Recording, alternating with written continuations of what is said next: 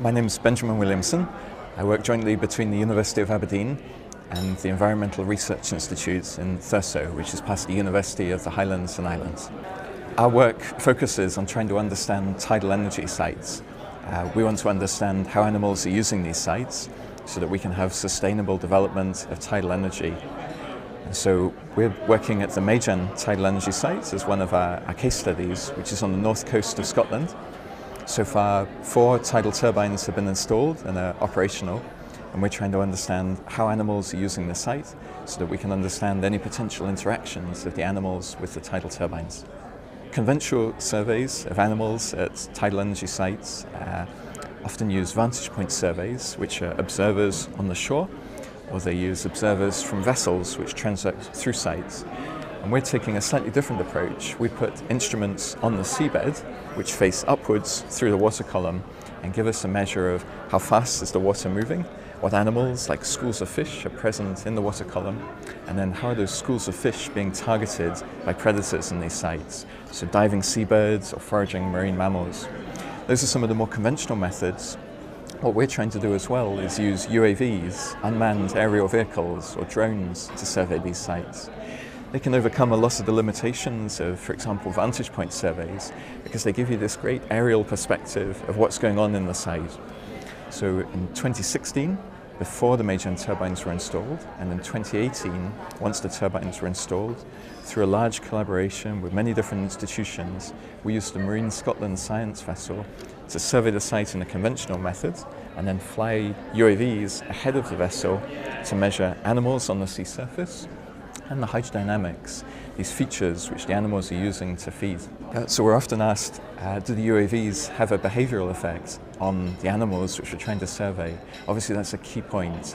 We can't draw robust conclusions about how an animal is using a site if we ourselves are affecting its behaviour.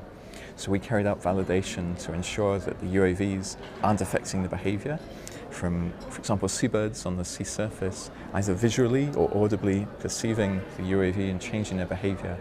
We're talking about really small UAVs, quadcopters, and we found no effect when we fly at 60 metres. So we can get good coverage of the site, we can identify bird species, but we don't affect their behaviour when we survey them. We are occasionally limited by weather. The primary limitation for us is wind speed. Because it's such a small UAV, but we need to get really high quality images to be able to see the birds and to understand which species are present. We're limited to wind speeds of about 20 knots to get good quality survey data. So with any new survey technique, UAVs included, we need to understand how accurate and how robust are the data sets that we're collecting. And so we're ground truthing and validating detections from the UAV by having the survey vessel following the UAV with observers on the bow of the vessel. So everything the UAV sees from its aerial perspective can then be validated by the ship-based observations, both seabirds and mammals on the surface, but also the flow of the water measured by the UAV is then measured by conventional sensors on the vessel. It's early stages for the analysis. We know already this is a really high activity site for seabirds. For our surveys in 2018, over just a few days, we saw 14,000 birds in the site. So it's really high activity.